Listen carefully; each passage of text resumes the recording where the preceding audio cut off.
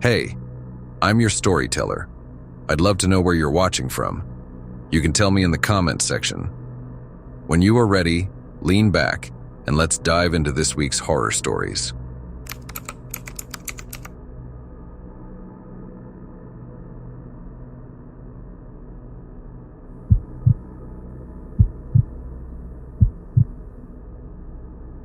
I worked as a 911 dispatcher for a small county in the Midwest for about 5 years.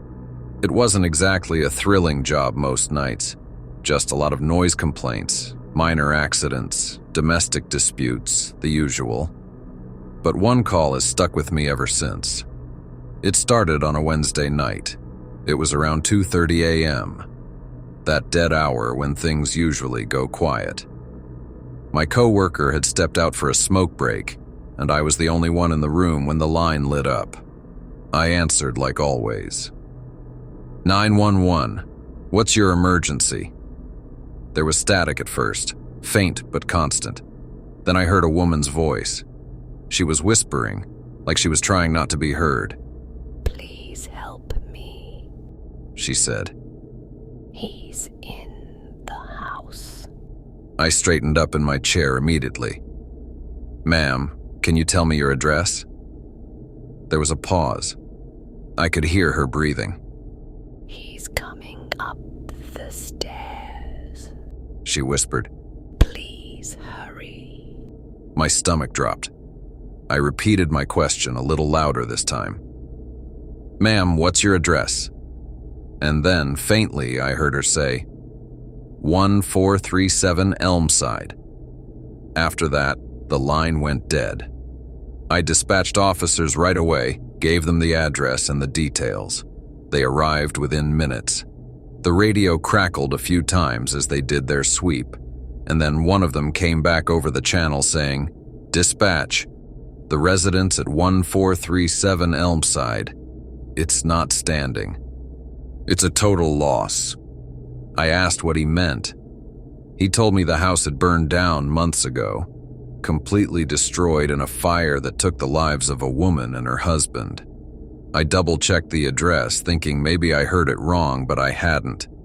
It matched exactly what she had told me. I was shaken, sure, but I told myself there had to be some kind of mistake. It didn't make sense, but I moved on. We get weird stuff like that sometimes. Pocket dials, interference, prank calls. But then it happened again. 2 nights later, around the same time, that same number popped up. Same caller ID, same static, same woman. "Please help me. He's in the house." I asked for her name, tried to keep my voice calm, but it was identical to the previous call down to every word. It was like the same call was repeating itself. I sent officers again, even though I knew what they'd find. The house was still nothing but a burned-out shell. The property had been fenced off. No way anyone was in there. The next morning, I talked to my supervisor about it. He looked uneasy but told me to log it as a system anomaly. The number, he said, had been disconnected months ago after the fire. I remember thinking maybe someone had hacked into our system, like a prank or some weird experiment. But deep down, I didn't really believe that. A week went by. I tried to put it out of my mind, but then one night around 2:30 again, it came through. Same number, same voice. However, this time I didn't say anything right away. I just listened. It started the same way. First static, followed by the woman saying, "Please help me." This time there was a new sound in the background. Heavy stomps, creaking boards, then a slam, like a door closing. The hair on my arm stood up. "He's in the house," she whispered. I wanted to hang up, but I didn't. I sat there with my heart pounding until the line cut out. I checked the timestamp, saved the recording, and marked it for review. The next day, I dug into the records for that address. The fire report said it had started in the early morning hours around 3 a.m. The cause was listed as arson. The husband was found near the doorway. The wife was found upstairs near the phone. She had been trying to call for help. That detail stuck with me. I started dreading that hour. Every night when the clock hit 2:20, I'd start staring at the screen, waiting. Most nights nothing came through, but every few days the line would light up again. Same number, same voice. Sometimes the call was shorter, sometimes longer. Once, she didn't speak at all. I just heard movement and something that sounded like a faint sob. I finally asked one of the tech guys to trace the signal manually. He said the line was bouncing, rerouting through old infrastructure. In plain English, it was coming from nowhere specific, like the system was replaying data that didn't exist anymore. He couldn't explain how. After a few weeks, the calls stopped completely. Part of me was relieved, part of me wasn't. It felt wrong that they just ended. One night, months later, I was working an overnight shift again. Everything was quiet. I leaned back in my chair when I heard static crackle softly through my headset. It wasn't from a call, just noise on the line. And then I heard the same voice that had been calling me for months. Please help me. I jumped and yanked the headset off. The line wasn't active. There was nothing on the board. No incoming call, no recording. I checked the phone log. No entry, no timestamp. I quit the job about a year later.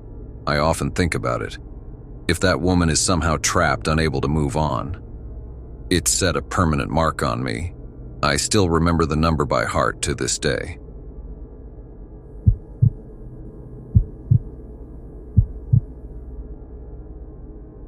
I've been with the department for 15 years now, long enough to know that most calls we get turn out to be nothing.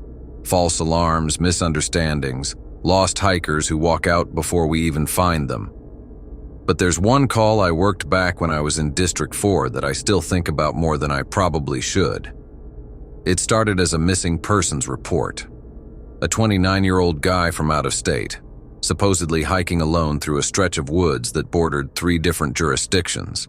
He'd sent a GPS ping to his girlfriend before losing service, somewhere deep inside our district lines. Normally, search and rescue would handle something like that, but since the last coordinates were close to private property, me and my partner were sent out first to check. We left around 9 p.m. It was early fall, cool enough that you could see your breath, but not freezing. The area was remote, so there were really no houses or cabins marked on our maps, just miles of logging roads and unmaintained trails. The GPS signal we had was about 3 miles in from the main road. We parked where the dirt turned too soft for the cruiser and continued on foot. My partner, who I'll just refer to as Joe for privacy reasons, had been with the department longer than me. He was one of those guys who never seemed rattled by anything, the kind of person who could joke through just about any situation. But that night he was quieter than usual. We both were. About half an hour in, our flashlights picked up something strange ahead. A narrow path that didn't show on the satellite maps. It looked recently used. Fresh footprints. Boot prints mostly, but a few smaller ones too. Could have been hikers. Could have been anyone. We followed it. The path opened into a small clearing, and that's when we saw the cabin. It wasn't on any of our property records. Small, single story, made of dark wood that looked aged but not falling apart. The windows were dusty, but one of them had a small light flickering inside, like a lantern or a candle. Joe glanced at me, and I remember him muttering, "Guess someone forgot to log this one." We radioed it in. "Possible unregistered structure and search area," and then approached. The door was closed. I knocked, called out that we were police. No one answered. We decided to enter even though we probably shouldn't have. Inside it smelled faintly of smoke and something metallic. There was a sleeping bag laid out on the floor next to an open backpack. A camping stove sat on the table, still warm. There were food wrappers, water bottles, a half-eaten protein bar.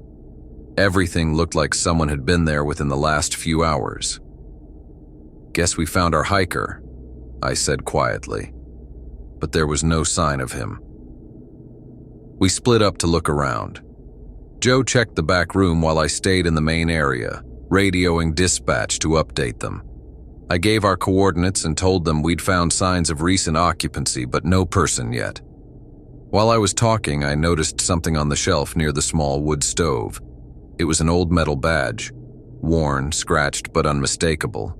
I picked it up, turned it over in my hand. The number was still readable. 714. It stopped me cold. Badge 714 had belonged to Officer Daniel Holt. He'd gone missing 8 years ago while responding to a call just outside our district line. I remembered it clearly. They found his cruiser abandoned on a service road, driver's side door open with the engine still running. No trace of him. Everyone in the department knew that story. It was the kind of thing old-timers would bring up once in a while, always ending with, "He probably just walked off the job." But holding his badge in that cabin sent a chill through me. I called out for Joe. "Hey, you need to see this." He came back from the other room. "What is it?" I handed him the badge. His face changed immediately. He didn't say anything, he just stared at it, then looked at me like maybe I'd brought it as some kind of sick joke. "Where'd you find that?" "Over there," I said, pointing. "On the shelf." He walked over, checking the area himself. There were wet footprints near the stove, one set fresher than the others. They led to the door, then out into the woods behind the cabin. We followed them for about 50 yards before they disappeared into softer soil. I swear we both heard something move deeper in the trees, a faint crunch, like someone stepping just out of view. But when we called out, no one answered. We went back inside and decided to take photos and document everything. When I took a shot of the table, I noticed something I hadn't before. There was a radio scanner sitting next to the stove, the kind police use to monitor dispatch channels. It was turned off, but the battery light blinked red like it had just died recently. We reported everything to command and were told to hold the scene until morning. Backup would arrive at first light, so we stayed. 2 officers sitting in a cold, dark cabin that wasn't supposed to exist, surrounded by miles of empty woods. At one point, Joe stepped outside to smoke. I stayed by the door, watching the tree line. I didn't see or hear anything, but he came back inside pale as I had ever seen him. He said he saw someone standing near the edge of the clearing, just for a second. Then they were gone. No sound or movement, just gone. We searched again, found nothing. By sunrise, more units showed up. They went over every inch of that place. No signs of the missing hiker. No signs of anyone, really, except for those footprints and the camping gear. When the logs came back, property records still listed that area as vacant. The cabin wasn't registered under anyone's name. A few weeks later, it was gone too. When I say gone, I mean literally, like it had never been there. They sent another team to verify, and all they found were the remnants of a foundation and scattered wood, as if it had been abandoned for decades. I kept Holt's badge and evidence for a while before it was transferred to archives. Every so often I think about it. The hiker who vanished, the cabin that wasn't on the map, and that badge, sitting there like it had been waiting for us to find it. I sometimes wonder if Holt ever really left those woods, or if he's still out there.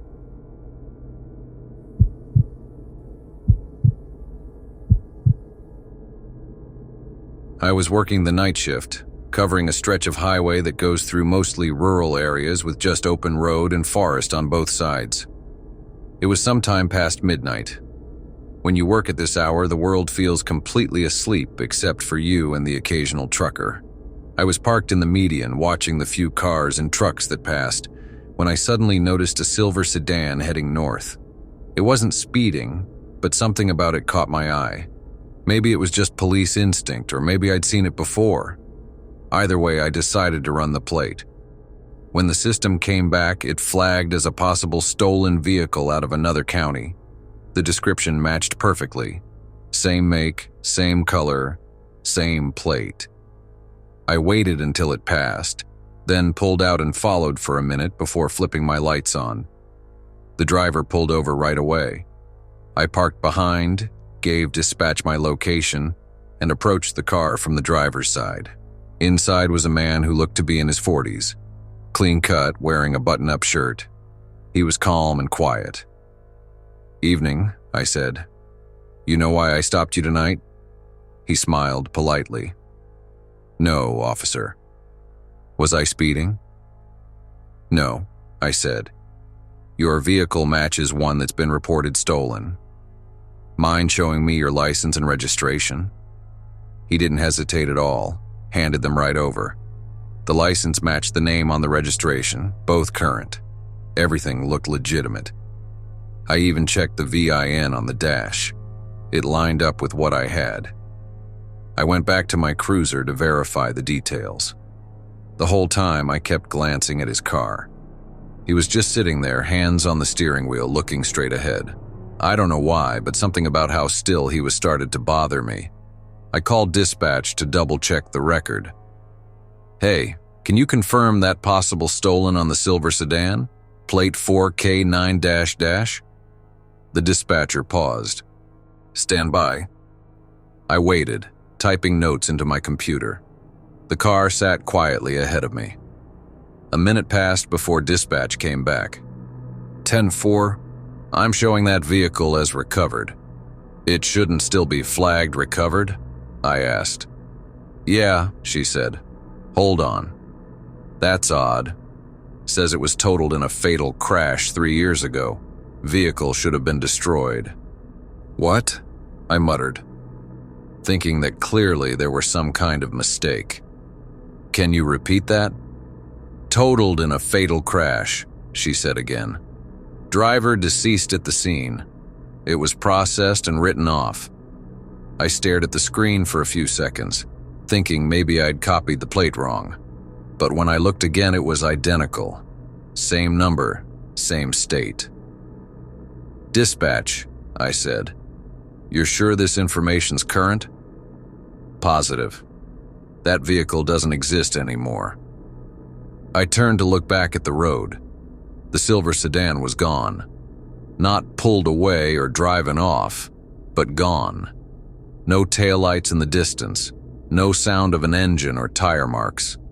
1 second it was there, the next it wasn't. I stepped out of the cruiser, shining my flashlight around the empty highway. The beam caught nothing but asphalt and trees. I even checked further down the shoulder, thinking maybe he'd rolled forward or turned off into a hidden drive. But there was nowhere to go. Both sides of the road were thick forest for miles. I radioed back in. "Dispatch, be advised the vehicle is no longer at the stop." "What do you mean?" she asked. "It's gone. Vanished. Didn't see it leave." There was silence for a few seconds. Then she said quietly, "Are you sure about the location?" "We're not showing any movement from your GPS. I checked my coordinates. Still in the same place. I had dashcam footage running too, so I made a note to review it later." For the next 20 minutes, I drove up and down that stretch of highway, looking for any sign of the car. I even pulled into a gas station about 5 miles ahead and asked the clerk if they'd seen a silver sedan pass through recently. They hadn't seen any cars at all for the last hour.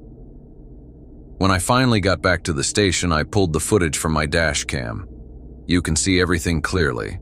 The car pulling over, me walking up to the window, talking to the driver, then me returning to the cruiser, radioing in. But when dispatch says the car was totaled, the footage flickers for a second, like interference.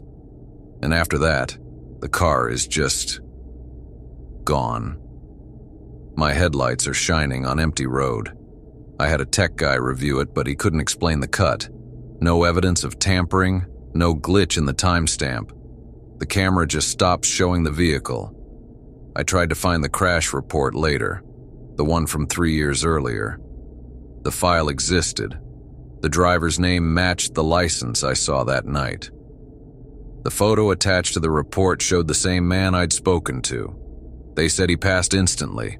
I never filed an official report about what I saw. I just said the stop ended with no contact. Maybe I didn't want to be the guy in the office talking about ghosts or seeing things.